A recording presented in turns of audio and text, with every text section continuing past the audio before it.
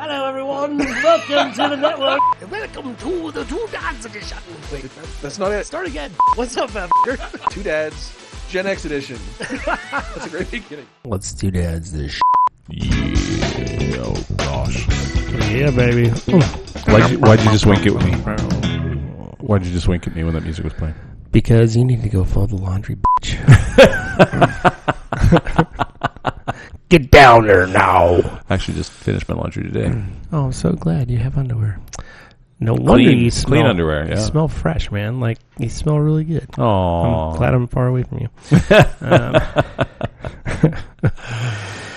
So yeah, we're looking at kind of a whole new ball game when it comes to the Modern Family. Oh yeah. I think Modern Family did it pretty good. I only saw a couple episodes here and there, but it was kind of funny. Yeah. What kind of family dynamic did you grow up in? What was the role dynamic?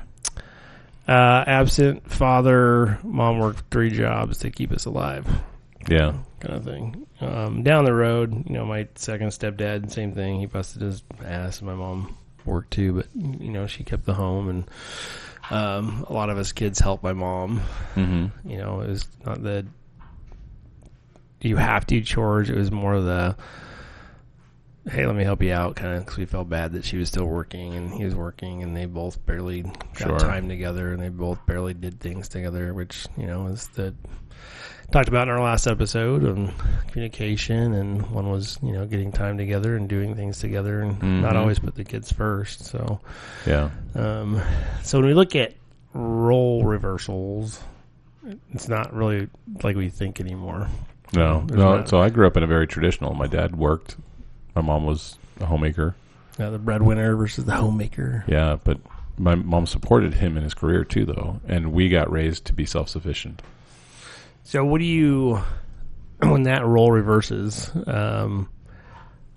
as a man, because I kind of had that happen in my first relationship, and I was always cool with it. Like, I just wanted to be a good dad, a dad that I never had.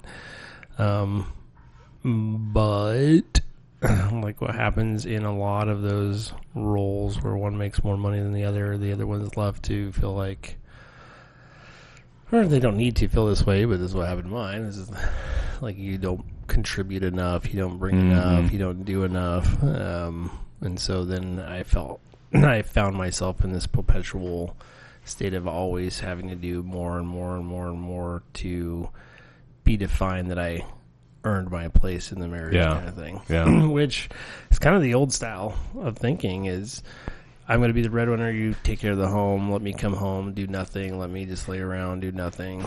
Well, and I think that it depends on how we grew up, that's what we typically will mimic what we experienced. And so with my parents being very traditional roles, that's kind of what I expected. I didn't demand that from a spouse, but I assumed that that's what we were going to do. And so I was the breadwinner. There wasn't much bread often, but I was the breadwinner. Sometime the Amish flatbread. Yeah. But yeah, I mean, both, my second wife, she worked at times during the marriage for a little bit, but for the most part, she was at home. I worked. And with my first wife, that's what we decided, was that she would be, we were going to have a family, and so she was going to be the stay-at-home mom. Yeah, and that's kind of one of those things where you, generally if someone's working hard, and I've seen this with my guy friends where they're working, 13-hour days, come home, they can barely walk, and they just want to veg, but the ones that have healthy relationships, they come home, they help with the kids, enjoy that time with the kids, right?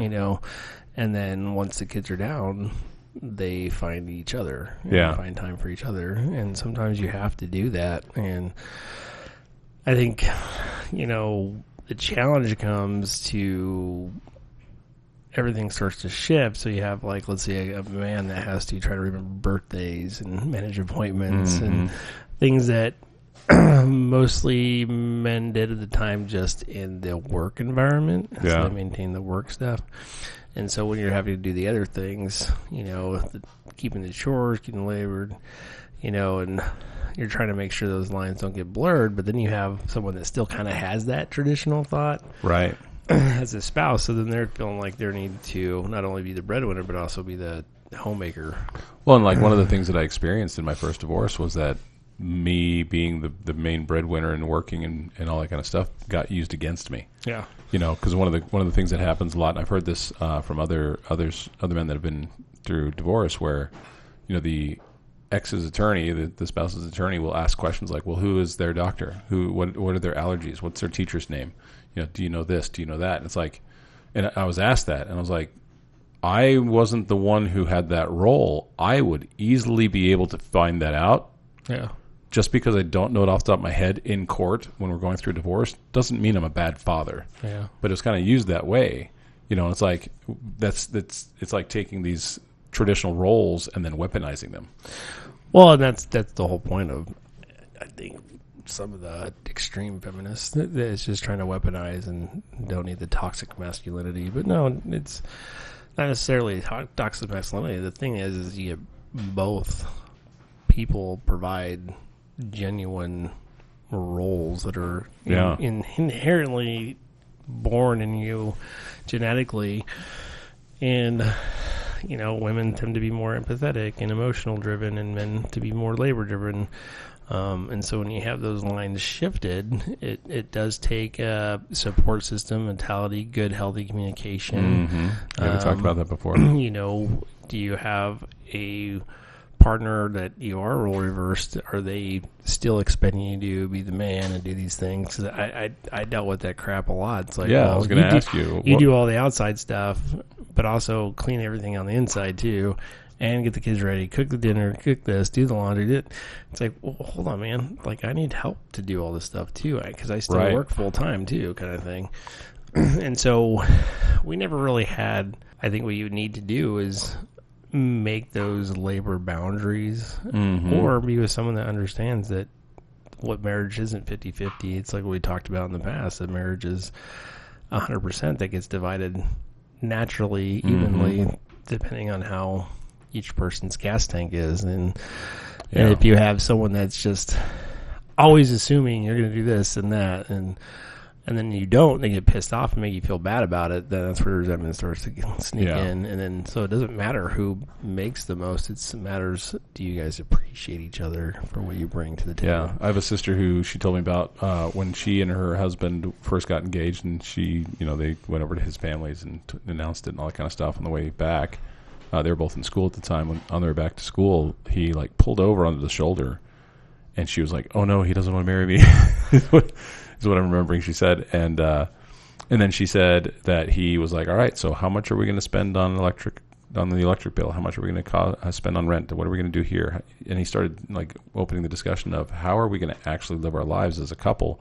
And I think that's kind of the important thing when it comes to roles is, not assuming what the roles are going to be based on tradition or whatever we experience, but having that conversation as we're developing the relationship. If it's looking like we're going to, live together, get married, whatever, what is the role going to be? How are we going to divide labor in the house?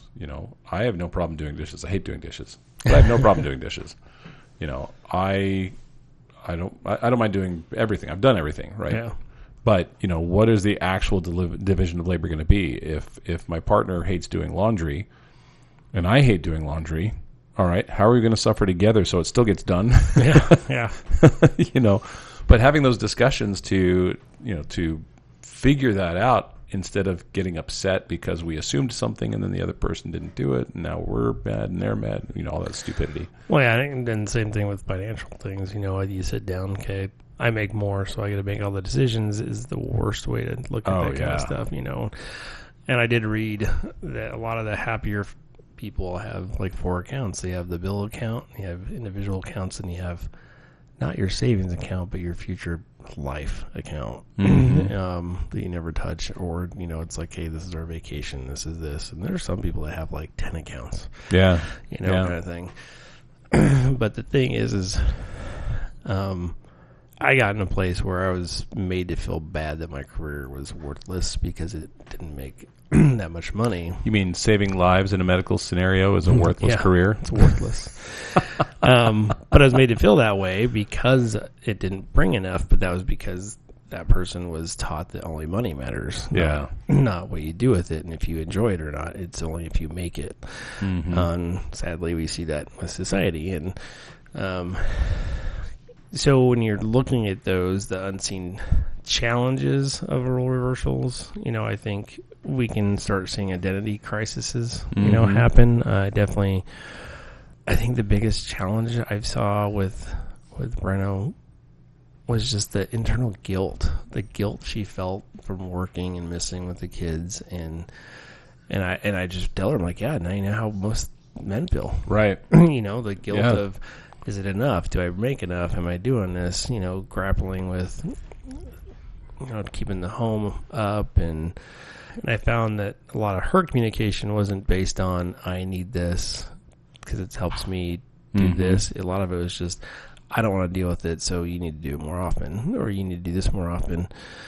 And down the road, we learned that was the worst way to communicate with each other. It was really, hey, I'm struggling to get this part done. Is there any way you can kind of help me? And so we never had a true partnership. It was more a transactional partnership kind of thing. Right. And when it comes to, how we divide up those roles and the tasks and all those things, that's sometimes how it happens is, well, you didn't do this, and so I had to, and now I'm mad. And it becomes the success of the relationship is determined by how actively involved you are in your assigned role, right? Yeah, and a lot of times too, you deal with, am I letting that person down? Masculinity gets inside, feminism gets kind of brought in there. And you also run with the social part. Like when I take my kids to the pool during the week, I work full time, 3 nights, but, only 3 nights? I only work 48 hours. Right, 48 hours in 3 days, but... Now I'm working 100 hours a week. But the big thing is being at the pool, and I was the only dad there with the kids, and I'm literally entertaining 40 kids while all the women are just hanging out and drinking and doing their thing. But also hearing them like, oh, it's so disgusting that but he doesn't even work. And I'm like, man, you don't know me.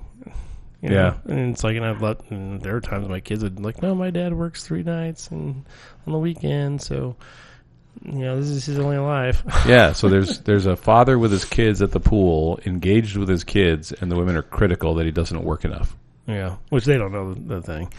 Right. So I dealt with that. I think sometimes women have to deal with that crap too. Yeah. But that goes back to those traditional roles. We don't assume that about a woman at the pool with her kids. We say, oh, the husband must be working. But when it's a guy at the pool with the kids, dad at the pool with the kids, then it's like, oh, he must be a deadbeat. Yeah, it's like the double back, right, kind of thing. And it's hard because it's like, I know what it's like to be working and you can't go to the basketball games, but then they can, and I truly just want one of them to be supported by either of us that were there supporting them. And I know there's times that neither of us could be there, and they know that, and then now we love them. And so I don't think I ever had this sense of loss of masculinity until the intimacy started going away. That's something I actually struggled with a lot. Not the intimacy stuff that affected things too, especially in second marriage, but that loss of manliness. Because how do men define their success as a man? There are 3 basic categories, I think.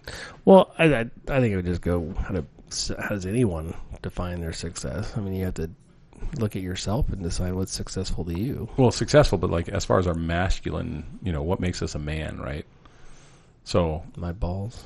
That may be true, but that may be true. Women have balls too; they're just inside. No, but it's our strength, our ability to protect, right? Our ability to provide, and our ability to satisfy. So that when the intimacy goes away, that takes away that ability to satisfy. We don't feel that ability. Or I'm trying to think of the word crap, not crap. But being able to satisfy our partner for them to desire us is a big part of what makes us feel like a man. Yeah. Being able to provide for our family, have enough for vacations. There's enough food, roof over the head, nice roof over the head, nice cars, whatever. That becomes more of a, see, look how good of a father and a husband I am. I'm providing well for my family. And then my wife and my kids feel safe. because those. And so when it comes to like losing that manliness, quote unquote, right? How do you think that happens in a relationship? What do you think changes that causes that? I think it's just, again, back to communication. I think if a partner is not validating your efforts and you're trying and you know that this is different, I know where I failed in general to supporting her. I was trying to support her how I thought I would need to be supported. And I was tough love, bog down, get it done, quit complaining. When really if I listened, it's like I would have heard, this is hard. I'm really struggling doing this. This is a lot. I feel like I have, our financial future on my shoulders, which she really didn't. It was just the financial debt that was created due to shopping a lot and stuff like that, that we put ourselves in that situation, and then I busted my butt to get us out and then just felt to me to feel that way was rough. And so I think not having that support system on the other side of it of, thanks for being here. Thanks for taking care of the kids so I can focus on my career, which generally when it's reversed, that's how it is. It's like usually the person at home is taking care of the home while the other one is, being the breadwinner. And ultimately, you couldn't achieve those two things without the other. I think the people the single moms that still put themselves through school and work, there's very few of them that didn't go on welfare, that didn't get mommy and daddy to help them. Yeah. They had help. And the women that actually busted their ass to still put themselves through school, didn't have help, and bettered their family. I think that's such a huge win and such an awesome thing because generally it's hard to raise kids single and better yourself. That's why people get so stuck in that poverty level because they can't do both. I mean, I had the benefit of having the military retirement that helped financially, but I was the one who was running them to different school activities, and I'd run them to their doctor's appointments and things like that after my first divorce because I'm the one that had custody, and so it's a challenge. It's hard, but it's a logistic thing, One of the things that and I'll probably get some hate for this, but taking care of the home is not that hard. Doing laundry, it's 2 minutes to start a load, 2 minutes to change, wash to the dryer and start another load, and then the folding and putting away part, that one takes time. But other than that, it's not that hard. You have blocks of time that you use. It's not a constant. When the kids are older, when they're little kids, 1, 2, 3 years old, it's a constant. I always found myself like folding them into the clothes so I could be extending them while I did the laundry. Shh, be quiet, be quiet. I'd always have, Kira behind me with the toy lawnmower as I mowed the lawn kind of stuff. But so, not having the expectation of perfection in it, you can engage, you can do those things. And so there's the value of showing that respect for each other's roles. And then there's shared roles, right? I mean, there are a lot of families now, a lot of couples now where they're both working and then they both take on the stuff in the house. Well, and that's kind of like, I mean, honestly, now it's learning those lessons and understanding that to have a happy, healthy relationship, they're not really any defined roles. It's just defined goals. So that's a good one. Our goal is to have a healthy, safe, happy family. What does that look like? What do you bring to the table? What do I bring to the table? And how can we make that table 100% secure? Right. And it really is. I mean, it goes down to boiling, like communication is really truly the key of what's your goals, what's your expectations. So I think it's easier yet harder when you're meeting somebody with kids already. They kind of start getting their ideal of who they are and what they're doing and the freedom. That's why it's so hard when you actually meet somebody to combine.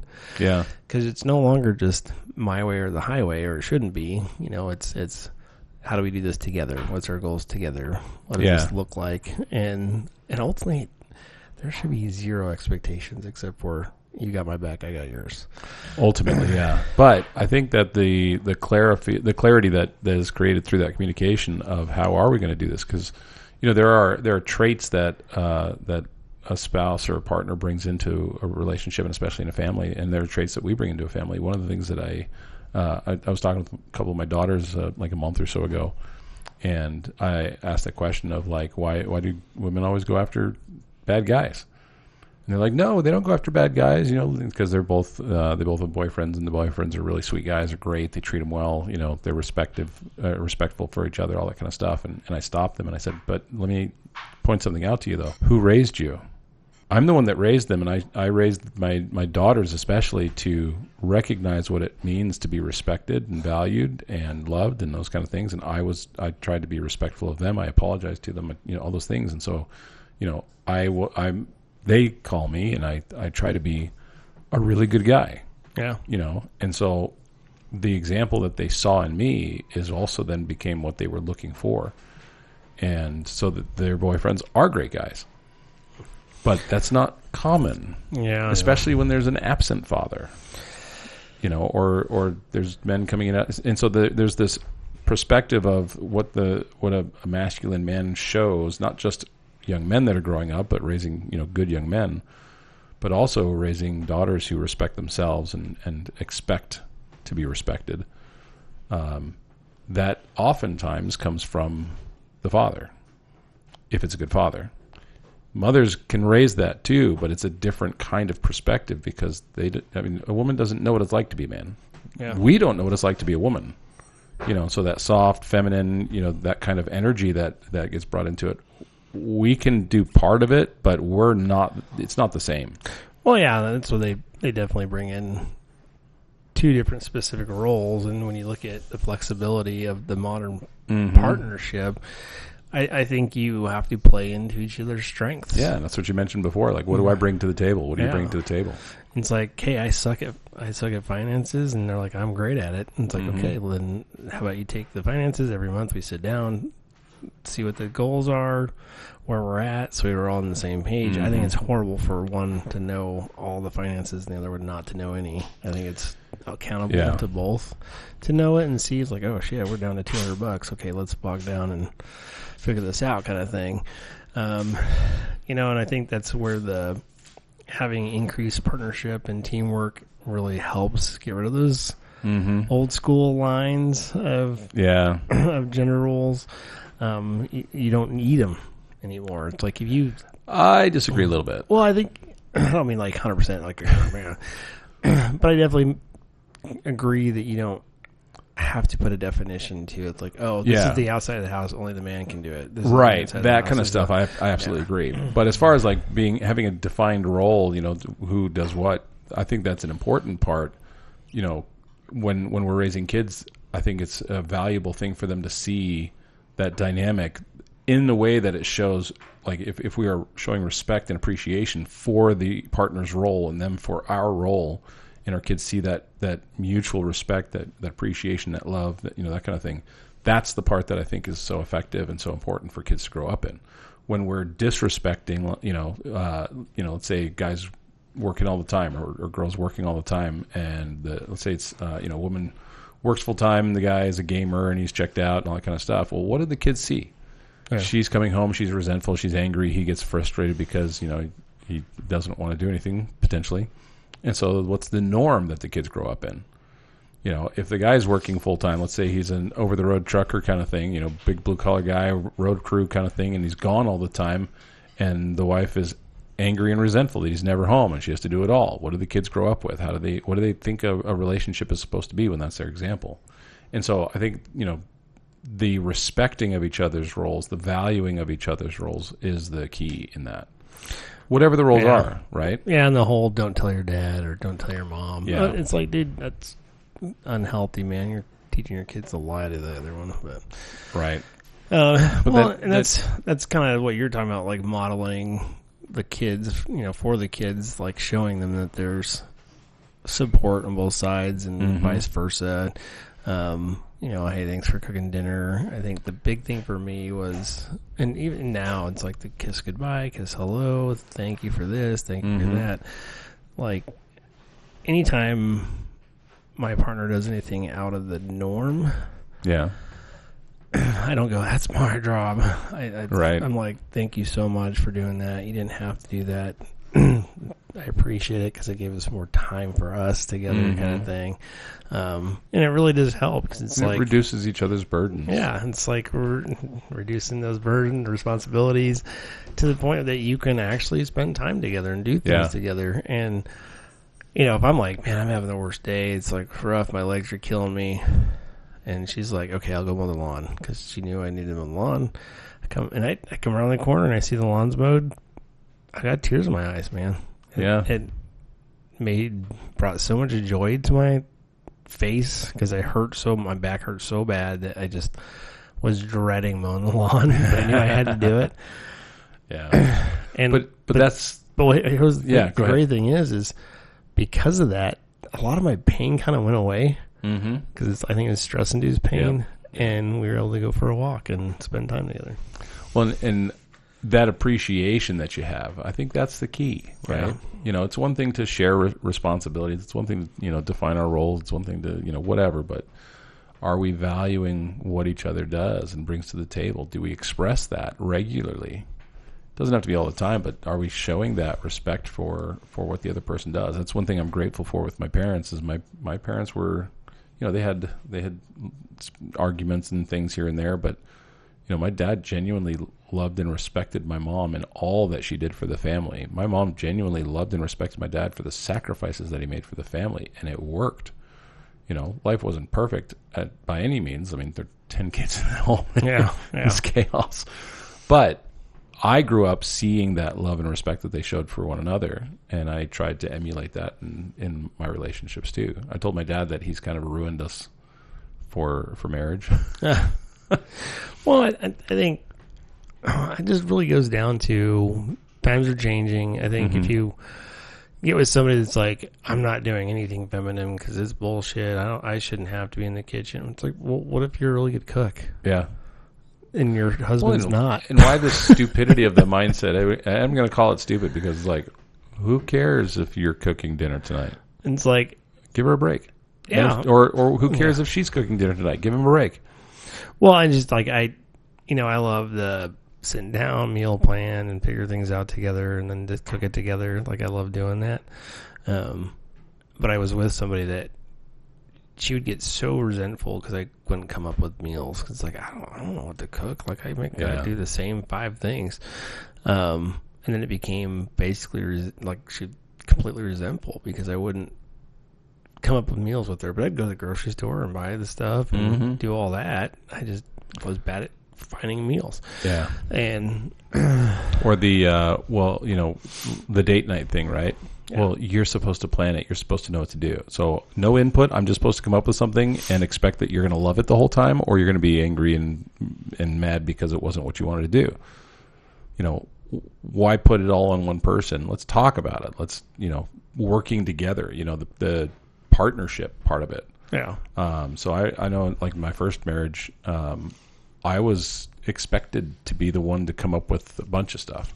Yeah, all the time. All the time. And I'm sitting here with all these other stressors, and it's like, I'm not thinking about that. You're taking a lot of time to think about what we want to do. I'm distracted with all these other things, and then you're angry with me that I'm not focused on it. But I'm still trying to figure out how to pay the bills, and I'm trying to figure out how to, do this and fix the car and mow the lawn and all these other things. And then you want me to plan a date. I have no problem doing that, but don't be angry if it's not exactly what you thought it would be and that I could read your mind. Well, I mean, that goes back to, like, communication. Yeah. Like, when, I love when my person is like, I don't know what I want to eat, but I do want to be outside. Like, okay, that gives me a little idea what to figure out. Think the common misconception is men think, oh, if I do too much feministic things, then she'll lose attractiveness towards me. Yeah. And so how do we address, like, doing too much as a woman? Because I definitely did noticed that, and then of course as I'm researching, how to win my wife back, stuff like that, it's like, oh, did you do too much feministic things? Did you fold the laundry too much? Did you I'm like, well, fuck, I didn't walk around in a maid outfit butt naked, doing things. No, there's an interesting article in Psychology Today, but one of the things that it talked about was that stereotype of the masculine versus the feminine and what women are attracted to and all that, and the stereotype of the masculine man and women being attracted to masculine men only really applies when they're ovulating. That's when they want to be dominated. Well, and then for the rest of the time, they don't want the strong masculine man, but they want a partner. Yeah. So I thought that was kind of interesting. Well, and then, debunking the stereotype of back in the day of, what chores change things. So, like, I mean, I've heard so many women say, how sexy it was to watch my man change my kid's diaper, and like how they just dominated it. It's like, I can't wait for him to do that to me tonight. Change a diaper? That's disgusting. Just dominate him kind of in a way. That's not a kink I'm into. But yeah, it's like one of those things where it's like, he took charge in a way that I wasn't expecting, and kind of thing, and vice versa. It's like we still have our animalistic needs of like man and female kind of thing. We can get into that in another episode. But I think ultimately what kills intimacy is the lack of intimacy. Yeah, and that I think is fed by resentment ultimately. And I know. From a fact, for the years of role reversal, my biggest thing was I was led to feel unneeded, unwanted, and unappreciated. Mm-hmm. And I wanted to feel needed and wanted and appreciated. And so as that grew, like, I read the book, Don't Be the Nice Guy. And I try to apply those things in a way that ultimately don't become the pushover, because ultimately nobody wants a pushover, guy or girl. It's like, I don't want an indentured servant. I don't want someone becking to every call and then hiding away if they don't get it. And I want a partner, and most people do want that. And I think that's the thing that has changed in general. And I think the people that are failing at relationships now is they're getting a new level expectations of, we don't want to be man and woman, we want to be individuals, and we don't want to have any boundaries. I don't know how to say that. I'm a strong independent person, and you shouldn't being in the relationship isn't going to change me, rather than adapting and growing and learning together. And like that fierce independence, that you're not single anymore. If you're out sowing your wild oats and dating and all that kind of stuff, be fiercely independent. But if you've committed to somebody, you can still be independent, but what does that dynamic shift look like? And one of the things that I experienced in two different ways with my marriages was that lack of appreciation and disrespect. First marriage, it was more of the verbal, never satisfied. I was always doing something wrong, whatever. Yeah. Second one, it was in the behavior. I would talk about, like, one of the things for me is I hate debt. I've carried debt for so many years. I want to get out of debt. I want to pay everything off. And so we talked about that, had that goal, but then there was no action towards that goal. I'd show up in the stereotypical, like, oh, there's more Amazon boxes, and it's random stuff that, it's a cool idea, this organizer, whatever. But that's another $30, $40. Yeah, did we need it, kind of thing? Or grocery shopping. And it's like, well, I didn't know if we had it or not, and so I just bought it. And I mean, there was one time I think we spent like $2,300 for a month on groceries. I'm bad at that. Yeah, you're. I don't know if we had it, so I just bought it anyway. Right. I think we have like 9 bottles of parsley. But we would. The Sam's Club ones, the big ones. No, but we would talk about it, and we'd go through our food and whatever we needed, and then it was, I'm missing something, I forgot to grab it. So she would go to the store, and then as she's going through the store, well, do we need this too? Do we need this too? And there was a week where, like, 3 days apart, it was like $600 at Sam's Club, and then $700 like 2-3 days later. Jeez. That was that month, and we were still eating out too. And it's like, what? I don't make the kind of money to where we can just do that, you know. And so it was a lack of respect and appreciation in not following through with the things that we had talked about doing to work towards these goals. You know, and I think those are two things that absolutely are essential in whatever the roles are: respecting each other, showing appreciation for each other. Well, and I know when we did the whole debt consolidation thing, it became it kind of sucked because instead of us being a team and getting us out of debt, it basically became me being the bad guy. Like, no, you can't have credit cards. No, you can't have this. No, you can't have that. Which then she resented because she was making more money than me, and so then of course you get the hidden accounts and things like that. And you know, I was going to say with communication, we kind of left out because we were trying to keep it shorter. It's like, you know, hiding things, being the vague. Oh, I didn't want to bother you. I didn't want to upset you, or.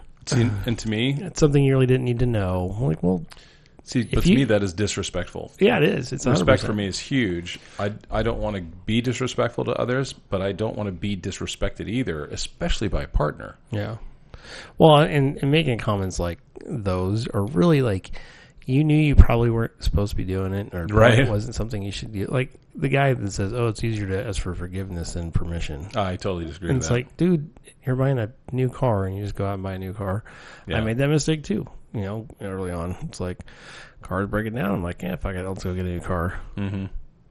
But selfishly, as a 20-year-old, yeah, thinking, what was the new car? Yeah, it's like thinking of, this is what I want. This is what we're doing. Let's just do it instead of going, is this financially smart? Is this the right thing for us? Can we get through this? Can we do this kind of thing? And that's, again, it goes to that. Even that goes to, you know, early on we were talking about like the decision-making power, right? Yeah. There's a lot of that goes on where it's like, because I make the money, I'm the one who makes the decision. My parents, one time, my mom was telling me about an experience that she had where they were in like counseling, and my mom said that she is not afraid to tell my dad, but like she wouldn't share her perspective on certain things. My dad actually got upset. He's like, "So you've been denying me your wisdom and your perspective, you know?" And I'm butchering in the way it probably sounded, but that reality of, you are an intelligent and capable person that has a lot of perspective, a lot of wisdom, a lot of knowledge.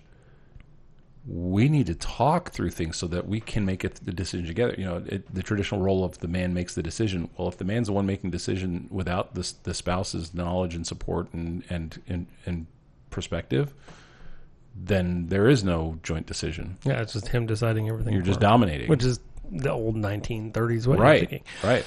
You know, and that's why women felt like they needed to have the voice and stuff like that. When honestly, when the Me Too movement came out, I think a lot of women actually were being heard and changes. And the thing I teach my daughter is like, don't be a man. Don't have to be like a guy. Like, you women bring amazing things to everything, and to just be confident in yourself and who you are and what you have to bring is what's important. You don't need to change. And I think when we look at the navigating the roles, role reversals, I think there's some pretty good tips. You know, obviously the first one is the open communication. You know, regularly check with your partner what is expected of the partnership, you know, what your goals are together and what your feelings are. I think that's the big thing.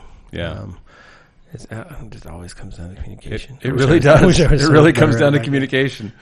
Yeah, because, you know, whatever those roles are, right? Being able to communicate what you want them to be, what you need them to be, you know, being able to communicate what's not working. Like if there's something that's not working, being able to communicate, hey, this isn't working. What do we need to do differently? And then you sit down together and figure that out. Yeah, it's like defining your own role in your own relationship, not letting society define your roles. Not the woke group, not the traditional group. Stop listening to TikTok and its opinions about your relationship is between you and your partner. Yeah.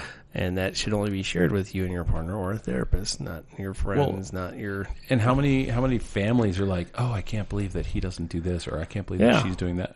Don't let their opinions be the deciding factor either. Yeah. You decide which works for the two of you, and that's what you go with. And that's all that matters. That's all that matters. Yeah, they're not in your life. They're not doing anything.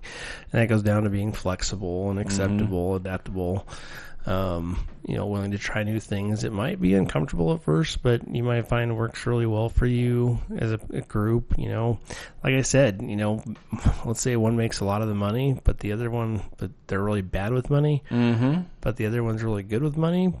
You know what? Let the person that's good with money take over.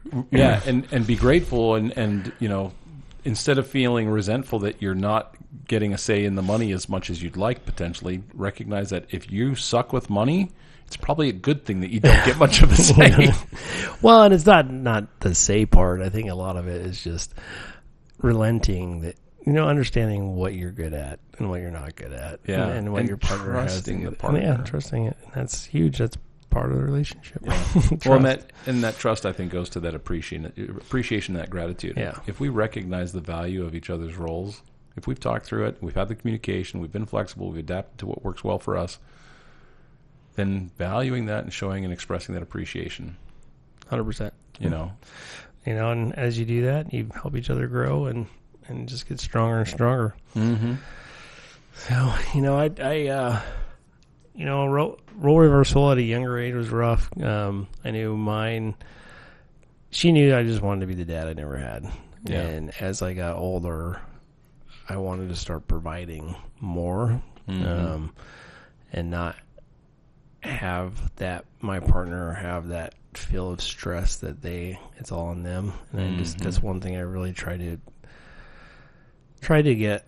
But did you communicate on how to do that? Well, that's what we were trying to figure out, how to do that. We didn't know how to communicate that because by then we were both so butthurt about every little thing that we couldn't even do anything healthy, and it was sad, but it definitely helped me learn how to be more understanding, flexible, forgiving. I've never had those, you have to be this way. I've always been it makes you happy. Let's figure it out. If you want to be a circus clown, be a fucking circus clown. We'll figure it out. Yeah. Kind of thing. I've never done it for me. Like I never did it for me, but and I haven't done it as a therapist yet. But circus clowns. Yeah, the circus clown thing is like a dream come true. No, no, but pre-marriage counseling. Yeah. Instead of waiting until things are falling apart and it's on the verge of ending to go to counseling, start with that guidance, with that perspective. The whole idea of like this episode of talking about the roles and what communicating those roles and finding out what the strengths are, that can be done in pre-marriage counseling, where it's like, hey, have you guys talked about this? How are you going to discipline? How are you going to who's going to do what? Who's going to be the breadwinner? What kind of goals are you going to make? Do you want to go on vacation? Well, how are you going to save up? All of those things can be discussed because we don't naturally talk that way. We dream, we talk about ideas and stuff like that, but when it comes to actually talking and effectively communicating effectively with our partner and finding that goal-oriented direction, that's not what we're used to. Yeah. And it's hard to find ourselves 15 years later, 20 years later, still trying to figure that part out. God damn it. It always comes back to communication, effective communication. Yeah. So, take the step back. If you're finding that you are in reverse roles, I think sometimes what people struggle with the reverse roles is their ego. Yeah. Because society said this and that, and we're thinking, I have to live up to what society says, and you don't, because we're in our own little socialistic bubble, and each little bubble is different than everybody else's, and really what matters is the relationship you have with your partner. What works for me and doesn't mean that it's what works for you, Dawson. No, it doesn't. Our relationships should be different because we're different. Yeah, and I don't compare mine to yours because you don't That's have good. one. I don't have one. Sorry. A relationship. We'll clear that up. Yeah. A penis. Thanks for joining us. On that note. and on the penis. Thanks for joining us. Just understand, it's not a bad thing if the roles are reversed. The big thing is just communication. Yeah. So that you can find the roles that work for you. Yeah. Ultimately, that's what matters most. So, James. Yeah. Get back in the kitchen, bitch. I'm a pretty good cook. I did see a really funny joke on TikTok. You did you? It's like the wife was washing the dishes. She's like, "Hey, babe, can you help me out with the dishes?" And he goes, "Oh, man, Trump made it to guys can't participate in women's sports, man." And she so bad. She rolled her eyes and she so goes, bad. "It's okay, put a fucking dress on. I'll allow it." It was so funny. Yeah, it was good. All right. Well, hey, yeah, just remember that we love doing this. That's why we do it. But hopefully you guys enjoy it as well. Like, follow, subscribe. Follow us for more. Hit that little bell. Hit that bell. And if you have ideas that you want us to talk about that you haven't heard yet, let us know. Make a comment. Yeah. Do that. Do it now. Classy, Kansas City. And anybody else who may be listening to this anywhere else in the world. Yeah. Cool. You do that too. Yeah. But we're in Kansas City, so especially Kansas City. Go, All right. Chiefs. All right, guys. Thanks for shopping. All right. Shopping? Yeah. We're out.